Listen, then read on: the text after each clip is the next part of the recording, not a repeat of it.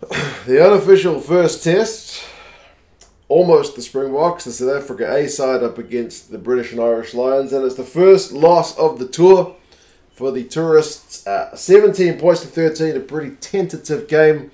I think both sides, to be fair, held their cards pretty close to their chests, but we will go through some of the key events of the game, some of the stats, and yeah, you guys can let me know your thoughts on how this one went.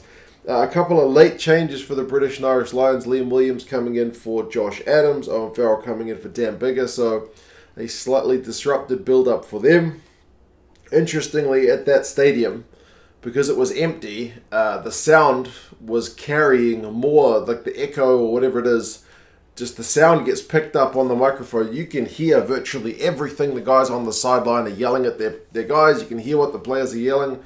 Gives you a slightly different perspective on the game, I guess. It's a bit of a funny one. Fortunately, I guess the guys kept their language pretty clean for the most part, because otherwise you'd have the broadcasters apologising every 5 minutes. Started with a bit of a hiss and a roar for the South Africa A side. And I should say the commentators on my South African feed called them the Springboks at least 3 times. It's pretty hard not to do, because that lineup is essentially a World Cup winning, for the most part, Springboks side. Yeah, and Kossi looked to have gone close pretty early over on the left wing. I think it was an on-field try. Did well to take a ball above his head and scoot over for the line, but he was taken into touch just in the build-up. So, yeah, they went back for advantage, and South Africa A, interestingly, opted for 3 points. They wanted to start the scoreboard ticking over, so it was 3 points to nil early.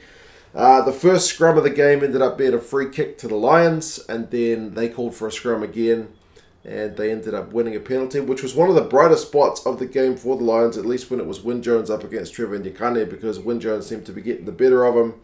And yeah, they managed to get their penalty. When they got their penalties, they were opting for touch early, were the Lions. They did maul it, peeled off, but eventually South Africa A won a penalty at the breakdown, so they weren't able to convert from that first chance. Unforced error from the Springboks on 12 minutes. Dweba, kind of a fake pump at the line-out, which is an automatic free kick. And from there, the British Irish Lions have a chance to attack, but Farrell gets charged down by the big man Etzebeth, who was phenomenally busy, especially in that first half. Damien Delende is able to regather the loose ball from that charge down and get to Nkosi, who has got some serious wheels.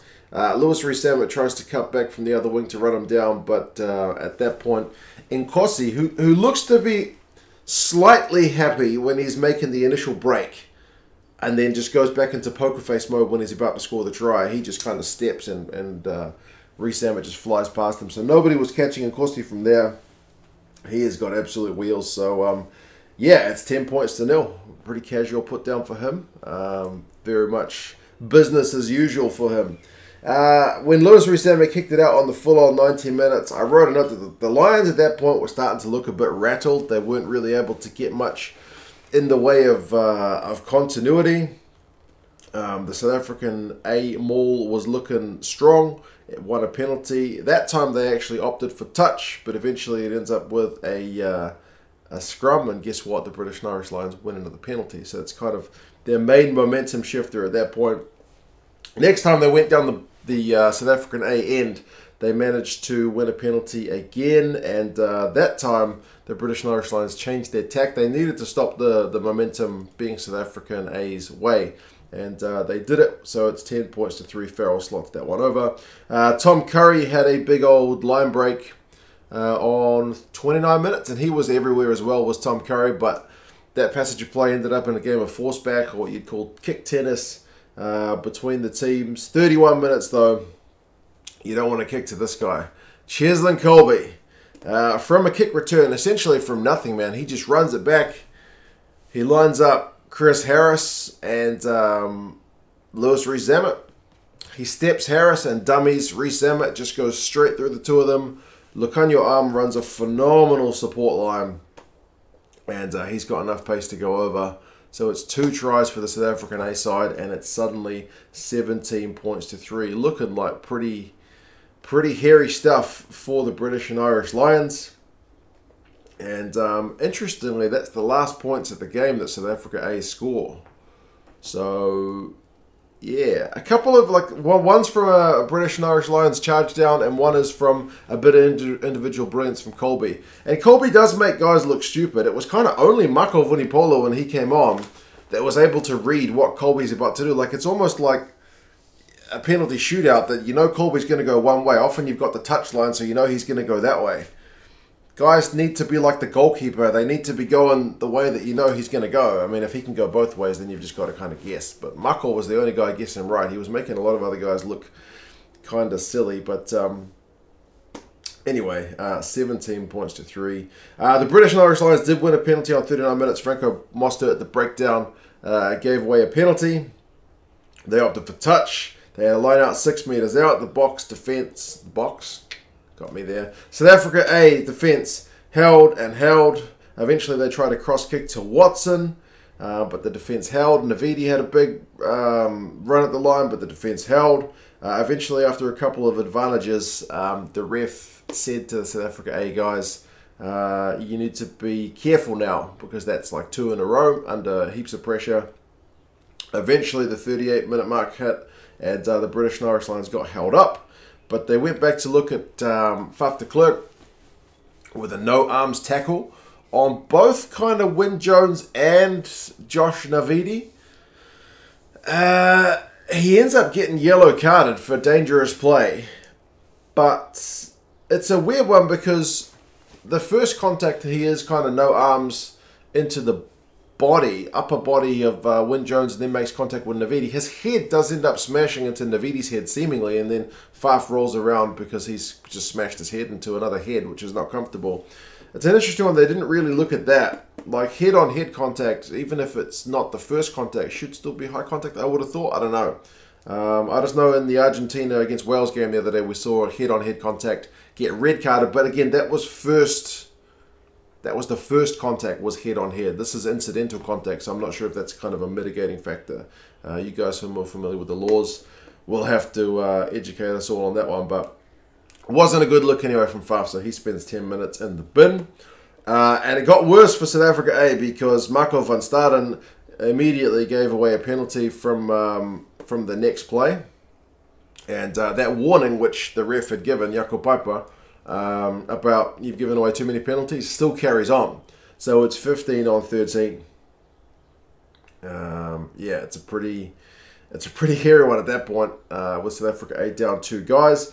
Interestingly, the British and Irish Lions decide to tap it, and Wyn Jones looks to have gone over for a try, but there is a double movement there.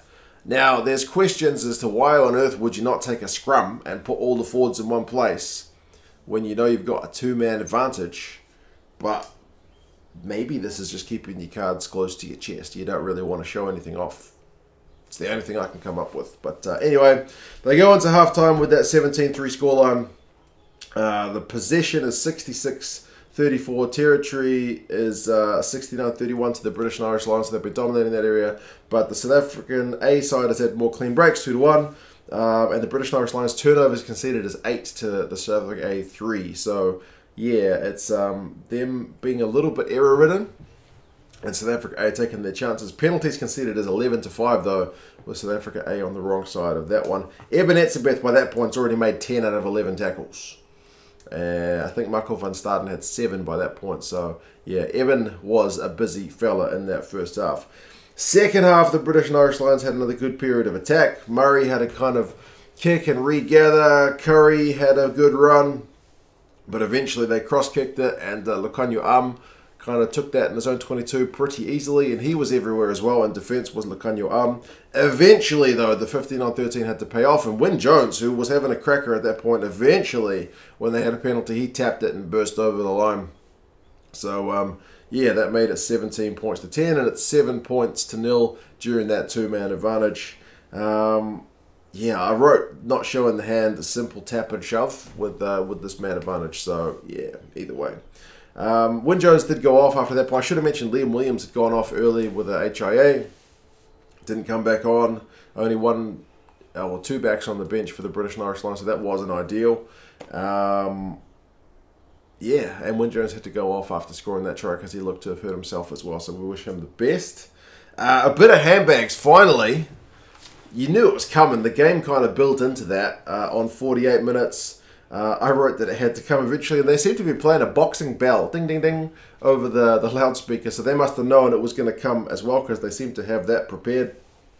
51 minutes, the British and Irish Lions kick a 40-odd metre penalty, and that goes over, so it's 17 points to 13. That's the final score. There's nothing more doing in terms of the points taking, but there's still some good play. Watson and LaRue both looked to be hurt at one point. Watson's ankle, but he seemed to stay on. LaRue, I think, did go off, so again, he's another guy we hope is not too badly hurt. 58 minutes.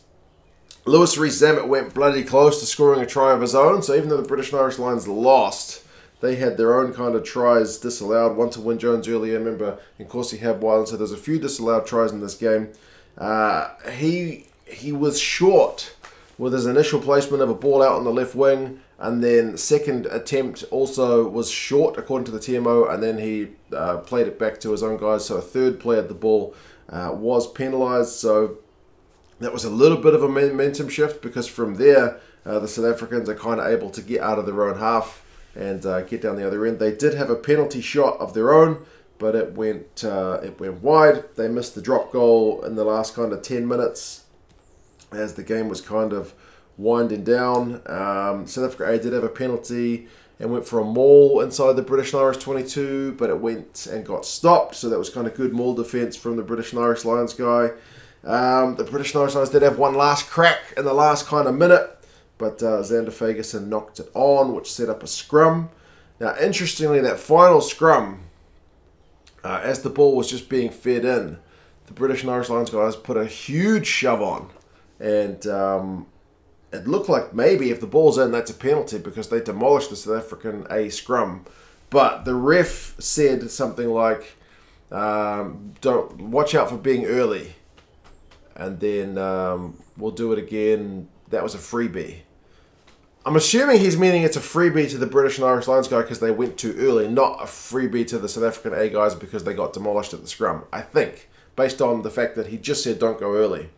So I'm assuming. But if refs don't usually give freebies, what the hell's a freebie? Anyway, it was a bizarre one. In the test matches themselves, let's hope there's no talk of freebies to either side. The second scrum is a wee bit messy, but the South Africans are able to kick it out. So it finishes 17 points to 13. The stats, the run meters finished 205 to 292, with the British and Irish Lions edging that. But they had 128 carries to 63 carries, so more than double the carries to get a lot less than double the run meters, so that kind of speaks to the efficiency the South Africa A guys have with ball in hand.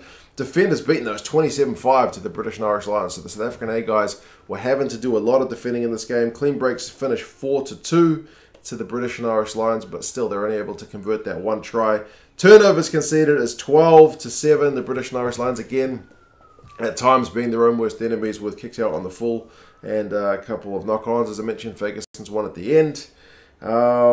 Interestingly, kicks from hand was huge in this game. 46 for South Africa A and 41 for the British and Irish Lions. So that's a lot of kicking. It's a lot of kicking. To put that into context, Argentina against Wales the other day was 36-33, the kicks. And like France against Australia was 15-26. So to have 46-41, that's a lot of kicking. The British and Irish Lions with Farrell and the cross kicks and whatnot, that was a definite tact. But I'm not sure if we'll see that much of that in the tests. We'll have to wait and see. Etzebeth finishes with 15 out of 16 tackles. He's the top guy of the game. Mostert has 12 from 14. For the Lions, Curry has 11 from 11. Mako Vunipola, who comes on as a sub, also 11 from 11. Navidi has 10 from 10. So, yeah, pretty good shifts from those guys. Watson is the most dangerous guy, ball in hand for the British and Irish Lions. 48 run meters, 3 defenders beaten. And Nkosi has 68 run meters, kind of no surprise when he gets a big old virtually length of the field try. Curry had 36 run meters as well. So, yeah, Colby had 40 odd, I think. Penalties conceded finishes 15-12. So yeah, the South Africa A guys, they were really lopsided in that first half, but it finishes kind of even-ish. Maro gives away 2 for the British and Irish Lions. Eben gives away 3 for the South Africa A guys. But yeah, it sets us up interestingly for the Test series. The guys have had a look at each other. There's a little bit of bad blood already, so I expect it to be a cracking 3 games, assuming everything goes ahead as normal. Fingers crossed, no COVID cases and stuff. So, yeah. You guys let me know your thoughts on the game. How did you think this one went? Do you think we've seen much which will carry forth through to the tests? Or do you think, as I mentioned, maybe the coaches are kind of keeping things pretty tight? Anyway, you guys let me know your thoughts, and I'll talk to you again soon. See you later.